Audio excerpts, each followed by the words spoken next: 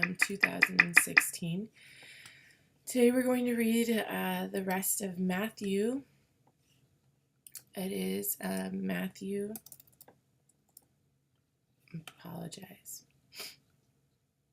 Matthew chapter 13. Okay, so let's get that going. I apologize, I should have had it up. We read the first couple verses of Matthew chapter 13. Oh, cool.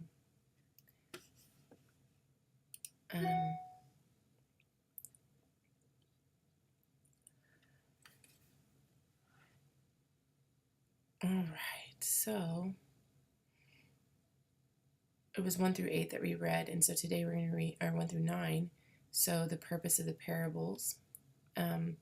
So this is Matthew. This is the New King James Version.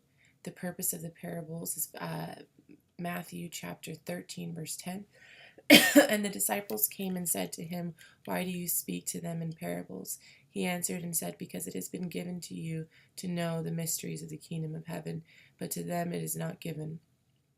But to them it has not been given, for whoever has, to him more will be given, and he will have abundance. But whoever does not have, even what he has, will be taken away from him. Therefore I speak to the parables, because seeing that they do not see, and hearing they do not hear, nor they understand. And in them the prophecy of Isaiah is fulfilled, which says, Hearing you will hear and shall not understand, and seeing you will see and not perceive, for the hearts of this people have grown dull, their ears and have hard of hearing, and their eyes they have closed, lest they should see their eyes and hear with their ears, lest they should understand with their hearts and turn, so that I could heal them. But blessed are eyes, for they see, and ears, for they hear. For assuredly I say to you, that many prophets and righteous men desired to see what you see, and did not see it, and to hear what you hear, and did not hear it. Therefore hear the parable of the sower. When anyone hears the word of the kingdom and does not understand it, then the wicked ones come and snatches away what it was sown in the heart. This is who received the seed by wayside. But he who has received the seed on a stony place, this one hears the word and immediately receives joy. Yet he does not root himself, but endures only for a while. For any tribulation or persecution arises because of the word, immediately he stumbles. Now he who receives seed among the thorns is the one who hears the word, and cares of the world, and the deceitfulness of the riches choke the word, and becomes unfruitful. But he who received the seed on good ground, and he who hears the word and understands it, who indeed bears fruit and produces some 100-fold, but 60 and 30, and some 30. So he's talking about being rooted in the word, and how there's a lot of people that come to Christ but realize that soon after it's a very difficult road, very narrow road. I tell you guys this all the time. I live a wide spectrum of friends, and so a lot of them, they just basically think I'm pretty nuts for doing this kind of stuff, and that I believe in kindness and compassion, and that's crazy.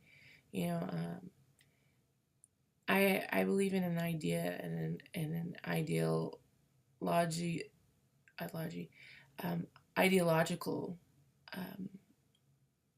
way of conducting my day, and so I will go out of my way to make sure I say hi to people and ask them how their day is and listen to their response, because I believe in that.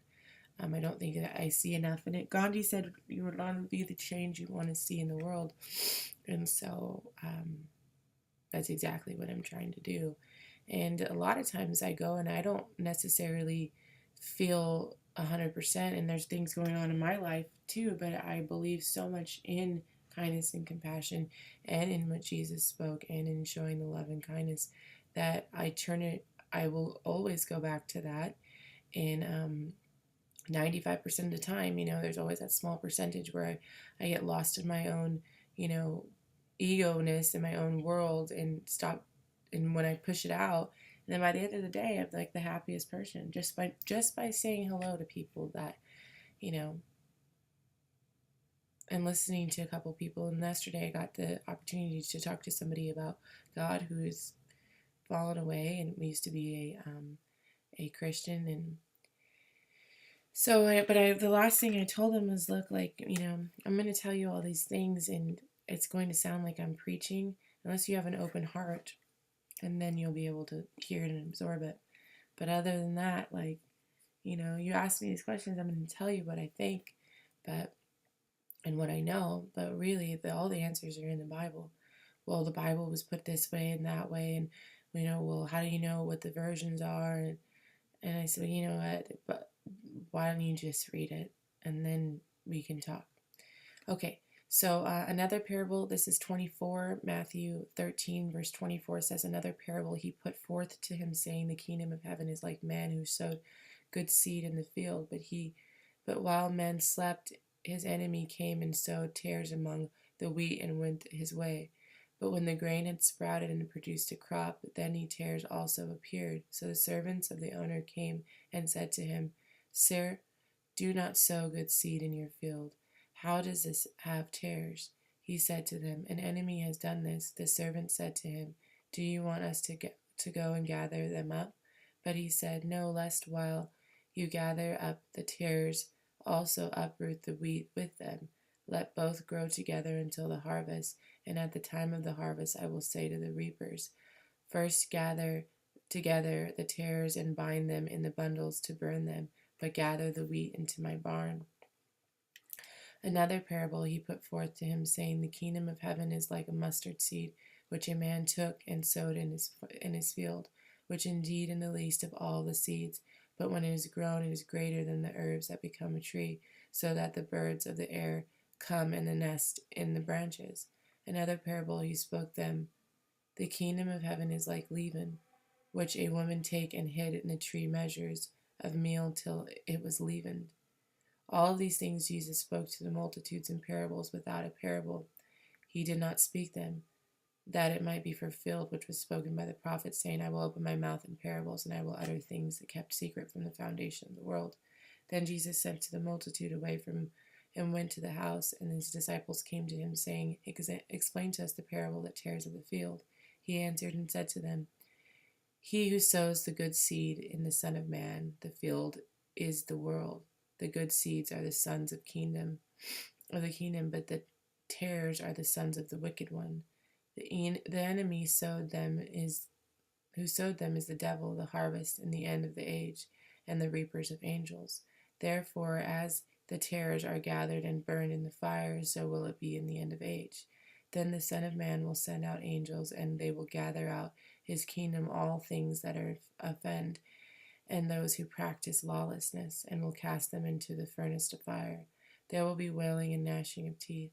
Then the righteous will shine forth in the Son of Kingdom of their Father. He who has ears to hear, let him hear. And again, kingdom of heaven is like treasure hidden in a field, which a man found and hid, and for joy over it he goes and sells that he has buys that field. Again, the kingdom of heaven is like merchant seeking beautiful pearls, who, when he had found one pearl in great price, went and sold all that he had and bought it. Again, the kingdom of heaven is like a dragon that was cast into the sea and gathered some of every kind, which when it was full they drew to the shore, and they sat down and gathered the good into the vessels, but they threw bad away. So it will be in the end of the age. The angels will come forth, separate the wicked from the just, from among the just, and cast them into the furnace of fire. They will be wailing of gnashing of teeth. Jesus said to them, And have you understood all these things? They said, Yes, Lord. Then he said to them, Therefore, scribe instructed concerning the kingdom of heaven is like a household who brings out the treasure things in new and old. Now it came to pass that Jesus finished these parables, and he departed from there. When he had come to his own country, he taught them in their synagogue, so that they were astonished and said, Where did this man get this wisdom and these mighty works? Is this not a carpenter's son? It is his mother's called Mary, and his brothers James and Jose, Simon and Judas and his sisters, they are all with us. When then did man get all these things? So they were offended at him.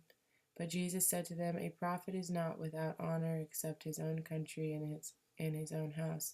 Now he did not do many mighty works there because of their unbelief. Tomorrow we will read Matthew chapter 14. John the Baptist is beheaded, feeding 5,000. Jesus walks on the sea, and many touch and are made well. Many are touched and are made well. Okay, so Matthew chapter 15 or 14 tomorrow. But just so we're aware, 15, 16, 17, 18, 19, 20, 21, 22, 23, 24, 25, and 26, 27, 28. Those are the rest of the chapters. So we're about halfway through the book of Matthew in the Gospel of Matthew. And then we're going to go into Mark, Luke, and then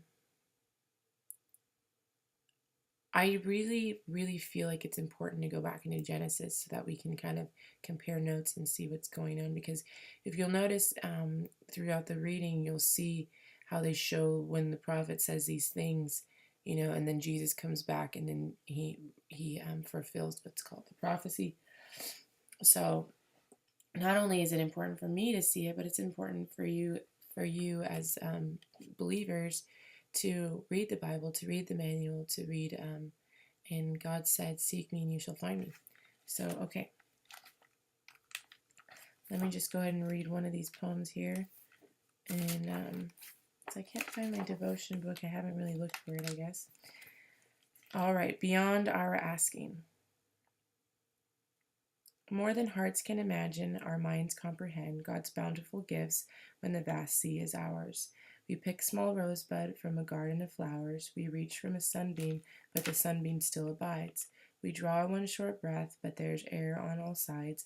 Whatever we ask for falls short of God's giving, for his greatness exceeds every facet of living, and always God's ready and eager and willing to pour out his mercy and completely fulfilling all of man's needs for peace, joy, and rest.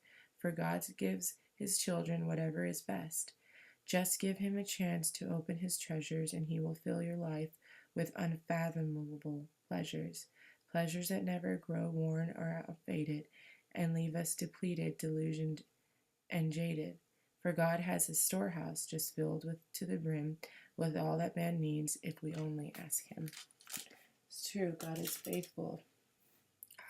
My pastor was talking about was the assistant pastor about the gifts of God. And then also my regular pastor was talking about one of the evangelists. I can't remember the exact name, but like Billy Graham, I think his wife was asked, like all these years you've been talking about God, and you have this huge televangelism is what they call it, I think. And what can you say about God? And she said he's faithful, and it's true. I mean, one word, faithful. So I was fortunate, I think I told you yesterday, to meet a really beautiful person who had gone through a lot and is still faithful.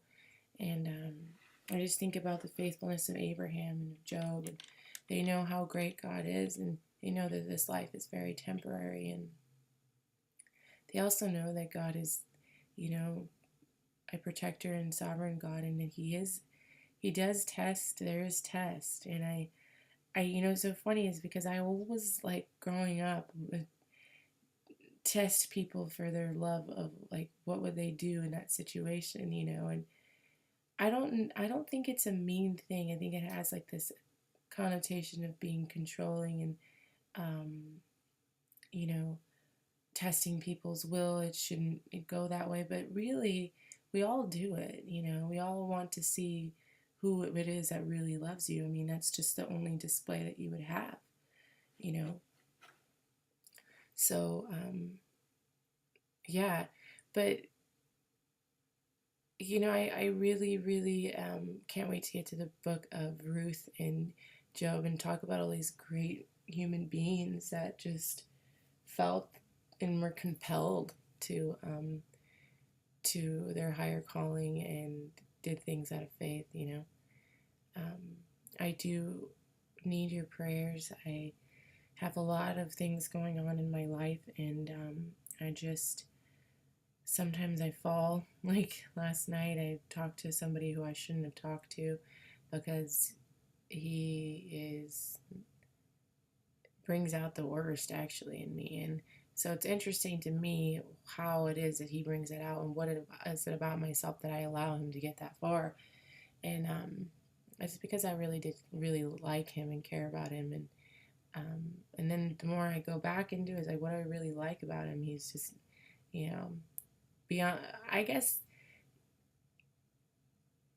he's. I understand the way that he is and why he is that way, and he's pointed out a few things that I felt like I was doing wrong, and he pointed them out, and so I was thankful for that. And anyway, but I just have to let that go because he's not in a good place right now, and he just thinks I'm judgmental, and I'm not. I'm just telling him what I know, you know, because I've been there. I don't know if I've told you, and I know that I have, but I have been in some very dark places in my life: drugs, depression, anxiety, bad boyfriends, abusive boyfriends. I have stolen, I have cheated, I have lied, I have manipulated, and I have done a whole lot of these things with a whole lot of people not even knowing that I did them. So I had to really pray for that spirit to get out of me, you know. I always set up entire games, you know, and just always trying to control the outcome. And so I'm not standing in front of you, sitting here because, you know, I fought these feelings and I fight them all the time. I pray, I battle against these things that I've been doing for many years, and it's very difficult to fight against your flesh, you know, and you just have to speak the word to it, and by your stripes we are healed, you know, and there's power in God, and God's in Jesus' name, you know, and the demons will flee. They're scared. They'll sit in line, you know. So just remember that it is not easy, but it is worth it, and continue to be steadfast in the word, just as I am, and I want to say we're at like day 100. In Google Analytics, I have somebody watching us in Sweden, which is really pretty incredible for me. Let's see. So our views, we got Sweden, Namibia, Thailand, India, and United States. I think we had the Netherlands the other day. Maybe someone just clicked on it, moved to next. But that's the Google Analytics there. Top geographies, watch time. All right, thank you for listening to 1835-minute video. I know it's a long one, but hopefully you guys got something out of it. I know I did. Thank you and be blessed.